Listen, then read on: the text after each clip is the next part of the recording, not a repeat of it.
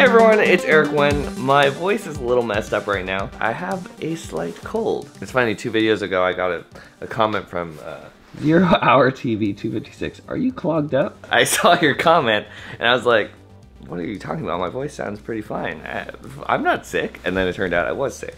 So you figured out I was sick before I figured out I was sick. Today was one of those days where I had like 25 completely unrelated, very easy to forget little things that I needed to do all over the place. 4, 5, 6, whatever hours later, I've gotten quite a bit done. I probably need to blur it out, but that was a lot of things. And there are more checks than not checks. And especially, I'm working on one of the ones I didn't think I was gonna get to. YouTube video.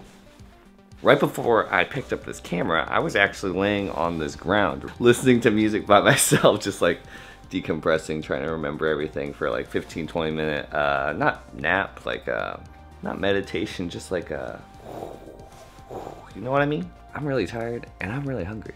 The problem is, the only food I have in my refrigerator are some oily sausages and some oily taquitos.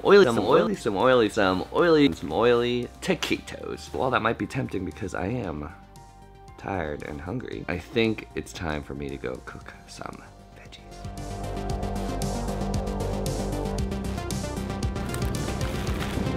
That was Jessica and Parisa, 2 of my favorite people in Davis, also 2 of my housemates. I am looking for some chicken right now. Am I gonna ruin your documentary if I move that back? I do YouTube videos for fun. Really? My house and I have been thinking about starting a YouTube channel. People probably say this all the time to you, but like, yeah, no, we're actually very interested. That's why you bring your camera everywhere. When we're walking around, we're giving other people cues on like what we're about and what we do. So people are always constantly like assessing, like, are you a student? Are you a dad? Are you friendly? Are you a sorority girl? Are you, you know, all this stuff based on just what your appearance is. So fun tip, if you're trying to meet other creator people, an easy way to find them is just to walk around holding your camera more. It starts a lot of conversations and has this funny way of just connecting you with exactly the type of people you're trying to meet. I wasn't trying to do that, but it just sort of happened again. It would probably look really cool if I, you know, got some stirring shots and pouring shots. Then it would take 3 hours for me to make my meal and I would be starving and dying and grumpy. So we're not gonna do that, but I will talk to you while I am cooking it. So thought for the day. My very first big videography job, I was paid 150 bucks. And that was awesome because before that I was making 0 bucks. Even though I spent like 15 to 20 hours editing and also there was filming and equipment, it was a great experience. I had a lot of fun with it. The reason this came to mind this week is because 4 to 5 days ago I filmed for an hour. There was no editing. Straight up an hour's worth of work plus equipment and, you know, experience and commute and all that stuff. But it was an hour of work and I also made 150 bucks. Sometimes I make more than that, sometimes I make less than that. I don't really charge by the hour, so it's hard to calculate.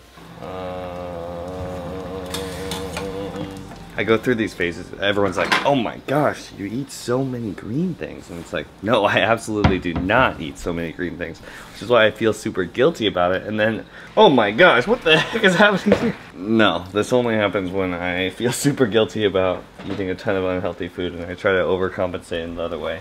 And then this happens and I cook for like 12, 30 hours. Oh look, Jed just messaged me to record the new podcast episode. Good morning, afternoon, evening, ladies and gentlemen. Welcome to the Pitter Patter Podcast with Eric and Jed. I am Eric. And I'm Jed. Those were the 2 craziest episodes of the Pitter Patter Podcast recorded yet. The podcast, I gotta admit, the podcast is definitely not for everyone. But I think it'd be really hard to listen to those 2 episodes and not. I can't wait to put them together. Pretty sure you're gonna listen to those and be a little shocked. To circle back to the $150 story from before, the reason why the $150 made me stop and think was because it made me feel really awesome.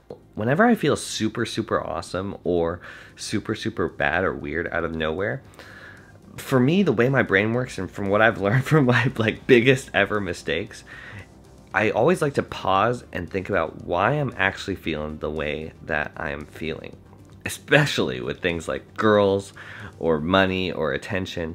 It's really easy to get swept away with those things or for them to sneak in and subconsciously have a huge effect on your like self-worth or identity or just happiness and all that stuff. I always like to pause and check to make sure that my motivations, intentions, that they're still in a good place. So for instance, with the $150, I briefly went down the question train to assess what was really going on. Was it because I felt I had something to prove? Was it because I felt like the progress of my business only counted when there was a dollar sign attached to it? Was it because I felt like that $150 that quick was a direct indication of my worth as a person? Was it because it was just super fun to do and I can't believe I got to make money doing something that I like? Or was it because it was just a small, fun milestone that was good to reflect on and see the progress and see the validation that I was heading in the right direction? Being completely honest, it was probably a little of all of those things at the same time. Like some were great motivations, some were maybe a little dangerous motivations, and some were like bad motivations. I want to ask myself those questions in a brutally honest, uncomfortable way now. I want to be so familiar with what's clicking around in my head, good, bad, ugly, regarding money and my self-worth. So that later down the line, when the stakes are higher, let's say I'm making $1,500 in an hour, I don't want to be blindsided by that. I want to realign my motivations and intentions now on a smaller scale so that I can keep my relationship with money and my identity and self-worth all like still in a healthy place. The other day, Cut Video released a piece where 100 strangers get in front of the camera and are publicly supposed to say how much money they make in a year. Cut Video has gotten hundreds of people to publicly say some ridiculously embarrassing, humiliating, maybe even incriminating things. I've never seen so many people in the Cut Video refuse to answer the question. They were that uncomfortable revealing how much money they made. It's such a reflection on how society judges people based on how much money they make. We're always sizing each other up, categorizing each other, you know, making judgments about people's worth and status and happiness, all based on the amount of money that they say they make in a year. They didn't want to answer the question because they didn't want to be judged. It's really hard to watch the Cut Video and not think, why does the number even matter?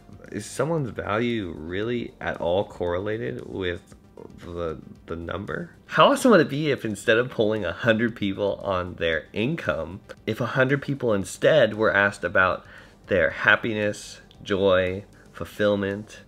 What do you think their answers would be? That would be so compelling. That would be so interesting. What do you think the indicators of happiness and fulfillment would even be? Like if you had 3 bullet points to sum all that up for you personally, where that comes from, what would that even be? I'm really curious what you guys would say. You guys leave some ridiculously thoughtful and deep comments. Maybe we can revisit this in a later video. I think that's it for today. That's what I was thinking about. You are the change maker of your own life. Let's think more deeply. I'll see you guys next time. Peace.